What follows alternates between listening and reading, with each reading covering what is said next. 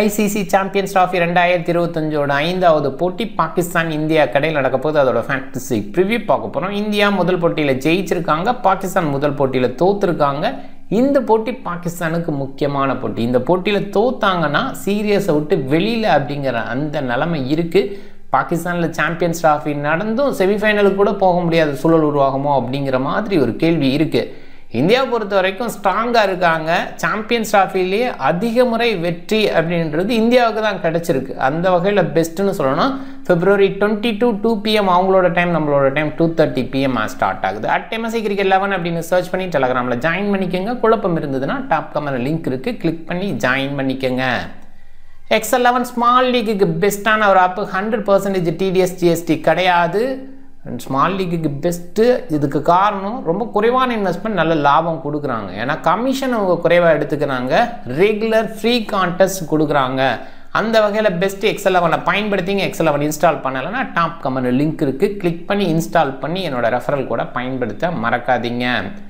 பாகிஸ்தான் ஒரு மாற்றம் ஃபோர்ஸில் இருக்கும். ஃபக்கர் ஜமான் ரூல்ட் அவுட்டு. இமாம் உல் ஹக்கை கொண்டு வர்றாங்க. டைரெக்டாக 11 வந்துருவார் அப்படின்ற எதிர்பார்ப்பு இருக்குது. இல்லை ஷார்ட் சர்க்கிள் பாபர் பசாம் ஓப்பன் பண்ணிவிட்டு கம்ரான் குலாமை மிடில் கொண்டு வராங்களா, இப்படி ஒரு விஷயம் கூட பண்ணலாம். ஷார்ட் சர்க்கிள் போன போட்டியில் ஓப்பன் பண்ணதுனால உஸ்மான் கான் கூட இன்னொரு ஆப்ஷனாக ஓப்பனராக இருக்கார். இதுக்கு முன்னாடி இந்த ஆப்ஷன் அப்படிங்கிற அந்த பேஸில் உஸ்மான் கானை வச்சு ஓப்பன் பண்ணாலும் ஆச்சரியப்படுறதுக்கு இல்லை. இமாம் உல் ஹக் ரீசெண்டாக பாகிஸ்தான் கிரிக்கெட்டுக்கு அதிகமாக விளையாடல அப்படின்றதுனால இந்த ஒரு விஷயம் பார்க்கணும். அதர்வைஸ் இமாம் உல் ஹக் சூப்பர் பேட்ஸ்மேன், அதில் டவுட்டே கிடையாது. அவரோட நம்பர்ஸை பார்த்தீங்கன்னா தெரியும். ஒன் டே கிரிக்கெட்டில் ரொம்பவே பெஸ்ட்டாகவும் இருந்திருக்காரு. எக்ஸ்பீரியன்ஸை கொண்டு வரணும்னு நினச்சா இமாம் உல் ஹக்கை தான் கொண்டு வரணும். இல்லை உஸ்மான் கான் கம்ரான் குலாமுக்கு போகிறாங்களான்னு அந்த டைமில் பார்த்துக்கலாம். பாபர் அசாமோட ஃபார்ம் இப்போ கொஞ்சம் டவுனாக இருக்குது. ஷார்ட் சர்க்கிள் ஓகேன்னு சொல்லலாம், பெஸ்ட்டுன்னு சொல்ல முடியல. ரிஸ்வானுமே இன் அண்ட் அவுட் அப்படின்ற மாதிரி தான் பர்ஃபார்மன்ஸ் பண்ணுறாரு. ஓரளவுக்கு ஒரு சில இன்னிங்ஸ் பெட்டராக இருந்தாலுமே முன்னே இருந்த கன்சிஸ்டன்ட் இப்போ இல்லை. ஆகா சல்மான் அந்த கன்சிஸ்டன்ட் பேஸில் பெஸ்ட்டாக இருக்கார். தையப் தகீர் ஓகேன்னு சொல்லலாம், டொமஸ்டிக்கில் ரொம்பவே சூப்பர். பட் ரொம்ப லேட்டாக வரதுனால கொஞ்சம் கேள்வியாக இருக்குது. தையப் தகீர் கூட ஓப்பன் பண்ண நல்லா இருக்கு. ஏன்னா டாப் ஆர்டரில் வந்து தான் ஒரு சக்ஸஸ் கொடுத்துருக்காரு. பட் ரொம்ப லேட்டாக வரதுனால அவருக்கான கேமை கொடுக்க முடியல. Khushdil Shah second half ready, batting bowling ரெண்டுலேயுமே சிறப்பாக செய்ய முடியும். ரீசன்ட் ஃபார்ம் குஸ்தில் ஷா கிட்ட ரொம்பவே சூப்பராக இருக்குது. குறிப்பாக பங்களாதேஷ் பிரீமியர் லீகில் பர்ஃபார்ம் பண்ணது ரொம்பவே சூப்பர். அந்த பேஸில் தான் குஸ்தில் ஷாவை மறுபடியும் உள்ளே கொண்டு வந்திருக்காங்க நான் ஃபீல் பண்ணுறேன். அதே தான் ஃபகீம் அஷ்ரஃபுக்கும் சொல்லணும். ஏன்னா அவங்க ரெண்டு பேரும் தான் பங்களாதேஷ் பிரீமியர் லீகில் கன்சிஸ்டண்ட்டாக விக்கெட் டேக்கிங்லேயும் சரி பேட்டிங்லேயும் சரி அவுட்புட் கொடுத்தாங்க. நசீம் ஷா, ஹாரிஸ் ஸ்டாஃப், ஒருத்தர் ஸ்விங் பேஸில், இன்னொருத்தர் எக்ஸ்ட்ரா பேஸ் பேஸில், ரெண்டு பேருமே குவாலிட்டி பவுலிங். தொடர்ந்து இந்த ஃபாஸ்ட் பவுலிங் யூனிட் பாகிஸ்தானுக்கு நல்லா பண்ணுறாங்க. அப்டேட் ஆகும்போது ஒரு ஸ்பின்னர் கண்டிப்பாக குவாலிட்டி இருக்குது அப்படின்னா இருக்குது. பட் ஓவராலாக முன்னிருந்த பாகிஸ்தானுக்கு இருந்த அந்த ஸ்பின் குவாலிட்டி இப்போ இருக்கான்னா அது இல்லை. ரீசெண்டாகவே அந்த குவாலிட்டி பேஸில் தடுமாற்றம் இருக்குது. அண்ட் அப்டேட் ஆகும்போது மேனேஜபிளாக டீசன்ட் பவுலிங் அவுட்புட் ரீசெண்டாக கொடுத்துக்கிட்டு இருக்காரு. இந்தியா மாற்றம் செய்ய தேவையில்லை. ஒரு பாயிண்டில் சிலருக்கு கேள்வி வரலாம், ஹர்ஷித் ராணா ஓவர் ஹர்ஷ்தீப் எடுத்துகிட்டு வரணுமா? ஹர்ஷித் பெஸ்ட் பவுலராக இருந்திருக்காரு, எக்ஸ்பீரியன்ஸ் ஹர்ஷித் ராணாவுக்கு அவ்வளவு கிடையாது, இந்த கேள்வி வரலாம். பட் கண்டிஷன் வந்து யோசிக்கணும். ஹர்ஷ்தீப் கொஞ்சம் ஸ்விங் கிடைக்கிற கண்டிஷனில், கிராஸ் இருக்கிற கண்டிஷனில் ரொம்பவே super bowler. But hit the deck வீசுகிற மாதிரி ஒரு கண்டிஷன் இருக்குது. அப்படிங்கும்போது ஹர்ஷித் ராணா அங்கே பெஸ்ட்டாக இருக்க முடியும். ட்ராக்ஸ் எல்லாம் அப்படி தான் இருக்குது. துபாயில் தான் இந்த சீரீஸ் நடக்க போகுது. அப்படிங்கும்போது டெஃபினட்டாக வந்து ஹர்ஷித் ராணா தான் பெஸ்ட்டு சாய்ஸு. அது யோசிக்கிற மாதிரி தான் இருந்தது. நம்மளே ஹர்ஷ்தீப்புக்கு ப்ரையாரிட்டி கொடுப்பாங்கன்னு யோசிக்கும்போது கண்டிஷன் பேரில் பார்க்கும்போது ஹர்ஷித் ராணா பெஸ்ட்டு.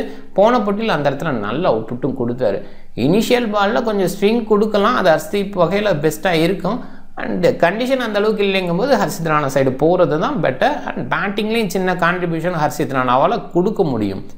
இந்தியாவை பொறுத்த வரைக்கும் டாப் ஆர்டரில் ரோஹித் சர்மா, சுப்மன் கில் ரெண்டு பேருமே ஒரு நல்ல ஸ்டார்ட்டு. குறிப்பாக ரோஹித் சர்மாவோட குயிக் இன்னிங்ஸு, நியூ பாலில் பெஸ்ட் அவுட்புட் கொடுக்க முடியிற இன்னிங்ஸ் நல்லாயிருக்கு. சுப்மன் கில் ஸ்டெபிலிட்டி கொடுத்து கடைசி வரைக்கும் எடுத்துகிட்டு போக நினைக்கிறார். விராட் கோலியோட அந்த ஃபார்ம் கொஞ்சம் டவுனாக இருக்குது. பெட்டர் அவுட்புட் எதிர்பார்க்குறோம். குறிப்பாக இந்த சீரீஸ்லேயும் மறுபடியும் கொஞ்சம் டவுனாக வரோம் அப்படிங்கிற ஃபீல் தான் இருக்குது. ஏன்னா ட்ராக்கை பொறுத்த வரைக்கும் பெஸ்ட்டு அப்படின்னு சொல்ல முடியல. ட்ராக் ஃபாஸ்ட்டாகவும் வரல, கொஞ்சம் ஸ்லோவாக இருக்குது. அந்த பேஸில் பார்க்கணும். ஸ்ரேயாஸ் ஐயர் டீசெண்டான பேட்டிங், டொமஸ்டிக்கில் கன்சிஸ்டன்ட் பர்ஃபார்மன்ஸ் கொடுத்துருக்காரு. அந்த பேஸில் ஒரு கான்ஃபிடென்ட் வரலாம். அக்சர் பட்டேல் பேட்டிங் பவுலிங் ரெண்டுமே இருக்கிறதுனால ஓரளவுக்கு ஓகே. குறிப்பாக இந்த கண்டிஷனுக்கு எதுக்கு எக்ஸ்ட்ரா ஸ்பின்னர் இந்தியா எடுத்துகிட்டு வந்தாங்க அப்படிங்கிற மாதிரியெல்லாம் கேள்வி வந்தது. டெஃபினட்டாக ILT20 தொடர்ந்து நடந்தது துபாயில், அந்த சீரியஸ் நடந்தது இல்லையா, அந்த பேஸில் யோசிக்கும்போது பிச்சர்ஸ் எல்லாம் டயர்டாக இருக்குது. அந்த மாதிரி இடத்துல ஸ்பின்னர்ஸோட ரோல் இம்பார்ட்டன்ட் அப்படின்றதுனால தான் பேக்கப் ஓப்பனர் அப்படிங்கிற ஆங்கிள் எல்லாம் யோசிக்கல. தேவைப்பட்டால் மல்டி ஸ்பின்னர்ஸை வச்சுக்கலாம். ஒரு ஸ்பின்னர் அடிப்பட்டால் கூட அந்த கண்டிஷன் அடாப்ட் பண்ணி பவுல் பண்ணுறதுக்கு பேக் ஹேண்டில் இருக்கட்டும் அப்படின்ற அந்த ஆங்கிளில் தான் யோசிச்சிருக்காங்க. ஸோ அதனால தான் வாஷிங்டன் வருண் சக்கரவர்த்தியை பயன்படுத்தாட்டி கூட அவங்க ஸ்குவாடில் இன்க்ளூட் ஆகிருக்காங்க அப்படிங்கிறத புரிஞ்சுக்கணும். ஏன்னா இதை பற்றி விவாதம் நிறைய பண்ணுறாங்க, அது சும்மா சென்சேஷனுக்காக பண்ணுற ஒரு விஷயந்தான். பட் கண்டிப்பாக அவங்களுக்கு தெரியும் என்ன பண்ணலாம் அப்படிங்கிறது. ஸோ அதனால் Varun and Washington Sundar super choice பேக்கப்புக்கு. KL ராகுல் ஆப்வியஸாக விக்கெட் கீப்பிங்கில் கொஞ்சம் லேக் இருக்குது. பட் DRS இந்த மாதிரி இடத்துல கரெக்டான இன்டிமேஷன் கொடுக்குறாரு. எடுக்கலாமா வேணாமா அப்படிங்கிறதெல்லாம் ரொம்ப கிளியராக இருக்கார்.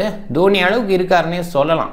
கண்டிப்பாக இவன் தோனியை விட பெட்டராக கூட அந்த DRS டிசிஷனில் இருக்கார், ரொம்ப கான்ஃபிடென்ட்டாக இருக்கார். அந்த இது பார்க்கணும். அண்ட் விக்கெட் கீப்பிங்கில் மட்டும் இன்னும் இம்ப்ரூவ்மெண்ட் தேவை. அண்ட் ஸ்டெபிலிட்டி பேட்டிங் டெஃபினட்டாக கொடுக்க முடியுது. கொஞ்சம் டவுனில் வராருங்கிற ஃபீல் இருக்குது. பட் அவரோட டைனமிக் அப்படிங்கிறது தொடர்ந்து இருக்குன்னு சொல்ல போனால், ராகுல்னு பேர் வச்சு அதை தான் பண்ணணுமோ என்னவோ. இதுக்கு முன்னாடி ராகுல் டிராவிட் அந்த ஒரு விஷயத்த பண்ணார். நம்பர் 6க்கு வந்திருக்காரு. ஓப்பனிங்கில் நியூசிலாந்தில் விளையாட முடியாத கண்டிஷனாக இருந்தால் அவர் ஓப்பன் பண்ண வச்சுருவாங்க. இதெல்லாமே பார்த்துருக்கோம். அவர் விக்கெட் கீப்பிங் அப்படிங்கிறது லேட்டாக தான் பண்ணார், ஆரம்பத்தில் அப்படிலாம் இல்லை. ஸோ விக்கெட் கீப்பிங்கும் மாற்றி பண்ணார். அதே மாதிரி கிட்டத்தட்ட ராகுல் டிராவிடும் ஒரே மாதிரி ஒரு விஷயத்தை தான் இப்போ பார்த்துட்ருக்கோம். அண்ட் எனிவே கண்டிப்பாக குவாலிட்டி இருக்கிற பிளேயர், அதில் டவுட்டே இல்லை. ஹார்திக் பாண்டியா, ஜடேஜா ஓரளவுக்கு டீசன்ட் பேட்டிங் எபிலிட்டியோடு இருக்கிற பேட்டிங் ஆல்ரவுண்டர்ஸ் அப்படிங்கிற ரேஞ்சுக்கு சொல்லலாம். ஹார்திக் பாண்டியா வேரியேஷன் கொடுக்க முடியுது, நல்லா பண்ணுறாரு அப்படின்னு சொல்லலாம். குல்தீப் யாதவ் ஆப்வியஸாக நல்ல பவுலிங் அகெயின்ஸ்ட் பாகிஸ்தான் கொடுக்க முடியும். Unorthodox spinner. சமியை பொறுத்த வரைக்கும் இந்த மாதிரி சாம்பியன்ஸ் ட்ராஃபினா வேறு லெவல் பண்ணிடுறாரு. அது தொடர்ந்து பண்ண முடியுது. இந்த கன்சிஸ்டன்ட் அண்ட் விக்கெட் டேக்கிங் அப்படின்னு பார்க்கும்போது சாம்பியன்ஸ் ட்ராஃபியை தவிர்த்துன்னு பார்க்கும்போது ICC டோர்னமெண்ட்ஸை தவிர்த்துன்னு பார்க்கும்போது ஒரே ஒரு ஃபைஃபர் தான். ICC டோர்னமெண்ட்ஸில் நிறைய ஃபைஃபர் எடுத்திருக்காரு, அதை பாருங்கள். துபாய் இன்டர்நேஷ்னல் கிரிக்கெட் ஸ்டேடியம் துபாயில் தான் இந்த போட்டி. 34 போட்டியில் 12 பேட் ஃபஸ்ட்டு, 21 சேசிங். இது டெஸ்ட் பிளேயிங் நேஷன் இன்க்ளூட் ஆன மேட்சஸ் மட்டும்தான். ஒரு டீம் டெஸ்ட் பிளேயிங் நேஷன், இன்னொரு டீம் வேறு டீமாக கூட இருக்கலாம். ஸோ அதையும் கொஞ்சம் மைண்ட் பண்ணிக்கோங்க. அண்டு 228 ஆவரேஜாக இருந்திருக்கு. 355க்கு 5 அப்படிங்கிற ஹை ஸ்கோர். கண்டிப்பாக இந்த சீரீஸை பொறுத்த வரைக்கும் அந்த ஹை ஸ்கோர் அப்படிங்கிற பேஸில் யோசிக்க வேண்டாம். இந்தியா பேட் ஃபஸ்ட்டு பண்ணாலும் சரி, பாகிஸ்தான் பேட் ஃபஸ்ட்டு பண்ணாலும் சரி, இந்த போட்டியில் அப்படி ஒரு பெரிய விஷயம் எதிர்பார்க்க வேண்டாம். ஒரு 250 270 இந்த ரேஞ்சில் ஸ்கோர் வந்தால் அதை அடிக்கிறது செகண்ட் ஹாஃபில் கஷ்டமாக இருக்கும். என்னை பொறுத்த வரைக்கும் இந்த ட்ராக்ஸுக்கு பேட் ஃபஸ்ட்டு நல்ல சாய்ஸ். செகண்ட் ஹாஃபில் அவ்வளோவா டியூ இல்லை அப்படிங்கிற அந்த ஒரு விஷயத்தையும் கேள்விப்படுறதுனால பேட் ஃபஸ்ட்டு பண்ணி ஸ்கோர் அந்த போர்டு வைக்கிறது இல்லை.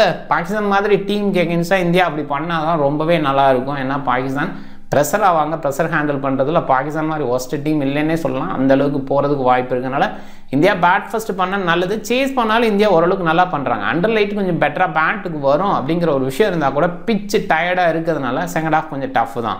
போன போட்டியில் சில மிஸ்டேக்ஸ் இந்தியா சைடு இருந்தது. ஒரு பாயிண்டில் அக்ஷர் பட்டேலோட ஹார்ட்ரிக் மிஸ்ஸுக்கு ரோஹித் சர்மாவோட கேட்ச் மிஸ் ஆனது, அது பார்க்கணும். ரோஹித் சர்மா ஈஸி கேட்சை ட்ராப் பண்ணார். அதுக்கு அடுத்துன்னு பார்க்கும்போது ஹார்திக் பாண்டியா கேட்ச் மிஸ் பண்ணார். ராகுல் பின்னாடி கேட்சு ப்ளஸ் ஸ்டம்பிங் இப்படிங்கிற மாதிரி மிஸ்ஸிங்கும் இருந்தது. இது எல்லாமே இந்தியாவோட மைனஸாக போன போட்டியில் வந்து அதுலேருந்து கம்பேக் பண்ணுவாங்க அப்படின்னு நம்புகிறேன். ஓகே, கண்டிப்பாக வந்துட்டு இந்த மாதிரி ஒரு சில விஷயங்கள் துபாயில் நிறைய டைம் இந்த கேட்ச் மிஸ் அப்படிங்கிற ஒரு விஷயத்தை பார்க்குறோம். அந்த லைட் செட்டிங் அது ஒரு விஷயம், பட் டெய்லியே அந்த ஒரு விஷயம் நடந்தது அப்படிங்கிறதையும் நம்ம பார்த்தோம். இந்த போட்டியில் பாகிஸ்தான் ப்ரெஷர் ஆனால் அந்த கேட்ச் மிஸ் அப்படிங்கிற விஷயத்தை சாதாரணமாகவே பண்ணுவாங்க. ப்ரெஷரே ஆகாமல் இருந்தால் கூட அதே நேரத்தில் செகண்ட் ஹாஃபில் பேட் பண்ணாங்கன்னா கொஞ்சம் டஃப்பான ஒரு விஷயமாக தான் போகுது. அதனால் என்னை பொறுத்த வரைக்கும் இந்தியா டாஸ் பண்ணாங்க, பேட் ஃபஸ்ட் பண்ணால் நல்லாயிருக்கும். பட் அண்டர் லைட் இந்த மாதிரி விஷயங்கள் எது மைண்ட் பண்ணிவிட்டு சேஸ் பண்ணால் ஆச்சரியப்படுறதுக்கு இல்லை. அண்ட் ரோஹித் சர்மா தான் இந்த பர்டிகுலர் கிரவுண்டை பொறுத்த வரைக்கும் ஹை ஸ்கோரராக இருக்கார் இது வரைக்கும் ஓவராலாக. அண்ட் போன போட்டியில் சுப்மன் கில் செஞ்சுரி அடிச்சிருக்காரு. விராட் கோலி கொஞ்சம் டவுன் ட்ராக்கு, நான் ஏற்கனவே சொல்லிட்டேன், டயர்டு ட்ராக்ஸாக தான் இருக்க போகுது. போன போட்டியில் அன்யூஸ்டுன்னு தான் சொன்னாங்க, ஆனால் அந்த ட்ராக்கே டயர்டு லுக்கில் தான் இருந்தது. அவ்வளோ ஸ்கோர் பண்ண முடியாத மாதிரி தான் இருந்தது. சுப்மன் கில் அதில் செஞ்சுரி அடிச்சது ரொம்பவே சூப்பர் விஷயம். கொஞ்சம் ட்ரையாக இருக்க கண்டிஷனில் அவர் ரொம்பவே சூப்பராக இருப்பார் அப்படிங்கிறத 1 செகண்ட் ஷோ பண்ணார். அந்த கண்டிஷன் விராட் கோலிக்கு அவ்வளோ சூட்டபிள் கிடையாது. பட் ஒன் டே அப்படிங்கிறனால டைம் எடுத்து கொஞ்சம் ஸ்டார்ட் பண்ணால் பெட்டராக இருக்கலாம். பட் குறிப்பாக லெக் பிரேக் போல் கூகுளி வீசும் போதெல்லாம் நிறைய மாட்டிக்கிறாரு. அது கொஞ்சம் டஃப்பாக இருக்குது விராட் கோலிக்கு. பார்க்கலாம் அதை மேனேஜ் பண்ணி விளையாட வரான்ட்டு. ஸ்ரேயாஸ் ஐயர் இந்த மாதிரி கண்டிஷனுக்கு அவ்வளோ சூட்டபிள் கிடையாது முன்னாடி இருந்த அளவுக்கு. இப்போ நிறைய ப்ராக்டிஸ் ஆகிருக்கார், டொமஸ்டிக்கில் நிறைய விளையாண்டுருக்கார். அந்த வகையில் கொஞ்சம் பெட்டர் அவுட்புட் கொடுக்கலாம். இதெல்லாம் பார்க்கணும். அண்ட் இந்த சைடுன்னு பார்க்கும்போது பாகிஸ்தான் துபாயில் நிறைய விளையாண்டுருக்காங்க. அவங்களோட ப்ராக்டிஸ் அப்படின்றதும் இங்கே தான் இருந்திருக்கு, ஹோமாகவே இருந்திருக்கு. அதனால் கொஞ்சம் அட்வான்டேஜ் எடுத்துக்கலாம். பட் ஸ்டில் இப்போ இருக்கிற இந்தியா டீம் ரொம்பவே ஸ்ட்ராங்காக இருக்கனால இந்தியா ஜெயிக்கிறதுக்கான வாய்ப்பு ரொம்பவே அதிகமாக இருக்குது. இதில் குல்தீப் யாதவ் பற்றி சொல்லணும். ரிஸ்பின்னர் பாகிஸ்தான் பிளேயர் ரிஸ்பின்னர்ஸுக்கு எகென்ஸ்டாக ரொம்பவே டவுன் ஆகிருக்காங்க. அவங்களோட நம்பர்ஸை பார்த்தீங்கன்னா தெரியும். சம்சிக்கு எகென்ஸ்டாக இதுக்கு முன்னாடியே குல்தீப்புக்கு எகென்ஸ்டாக ட்ராப் ஆகிருக்காங்க. ஸோ அதை கொஞ்சம் மைண்ட் பண்ணிக்கோங்க.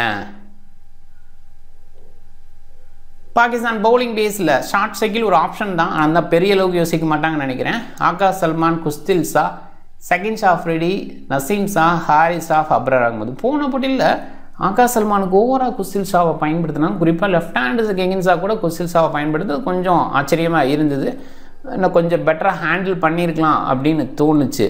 அண்ட் இந்தியா பொறுத்த வரைக்கும் bowling option Axar Patel and பாட்டமில் இருக்க இந்த 5 பிளேயர்ஸு. நியூ பாலில் சமி அண்ட் ராணா ஸ்டார்ட் பண்ணுவாங்க. பாசிபிளாக குல்தீப்பை ஏர்லியாக கொண்டு வரலாம் பாபருக்கு எகென்ஸ்டாக அப்படின்ற அந்த இடத்துல. அண்டு ரவீந்திர ஜடேஜா பவர் பிளேயில் வரதுக்கு வாய்ப்பு இருக்குது. மோஸ்ட் ப்ராபப்லி அக்ஷர் கொஞ்சம் பவர் பிளேயில் பெட்டர் பவுலர். அதனால தான் நியூ பாலில் கொடுக்க பார்க்குறாங்க. ரெண்டு சைடுமே நியூ பால் அப்படிங்கும்போது அக்ஷர் பட்டேலில் ஒரு 3 ஓவர் 4 ஓவர், அதாவது ஒரு சைடு 3 ஓவர் முடிஞ்சதுக்கப்புறமே ஒரு ஓவர் கொடுக்கலாம் அப்படின்னு தோணுது. இந்த சைடுன்னு பார்க்கும்போது நசீம் ஷா, அஃப்ரிடி தான் நியூ பாலில் ஸ்டார்ட் பண்ணுவாங்க. ரெண்டு பேருமே ஸ்விங் பண்ணக்கூடிய எபிலிட்டி. அண்ட் ஹாரிஸ் ஷாஃப் லேட்டாக ஜாயின் பண்ணிப்பார். அப்ரர் அகமது பாசிபிளாக விராட் கோலிக்கு எகென்ஸ்டாக ஆயுதமாக யோசிப்பாங்க. கேப்டன் சாய்ஸ் இந்தியா சைடு போயிருக்காங்க நிறைய பேர்.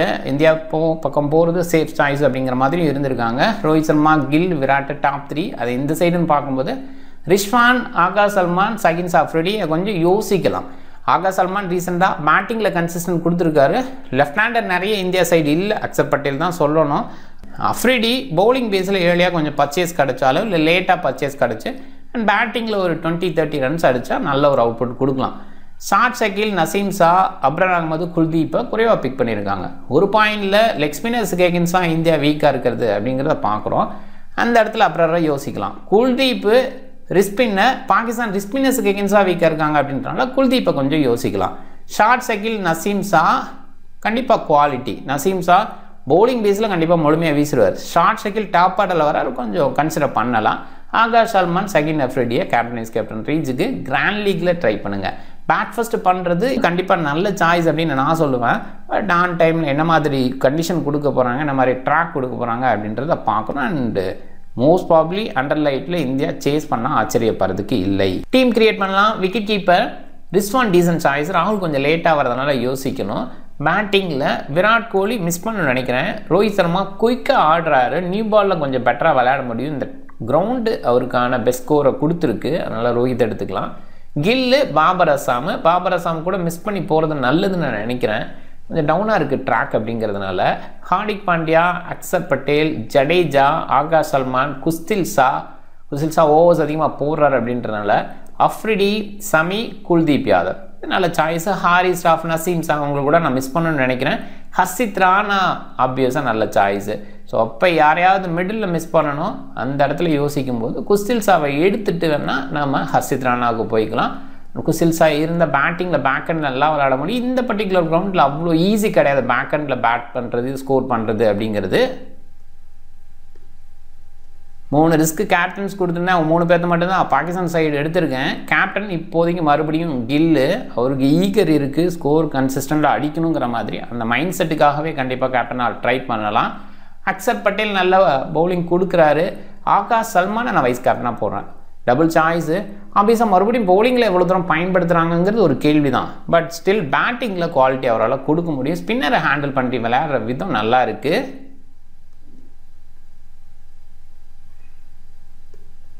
டீம் பாருங்கள். நீங்கள் டிஃப்ரெண்ட் டீமை ட்ரை பண்ணுங்கள். இந்த வீடியோ பிடிச்சிருந்தா லைக் பண்ணுங்கள், உங்கள் ஃப்ரெண்ட்ஸுங்களுக்கு ஷேர் பண்ணுங்கள். சேனலை சப்ஸ்கிரைப் பண்ண மறக்காதீங்க. மிக்க நன்றி.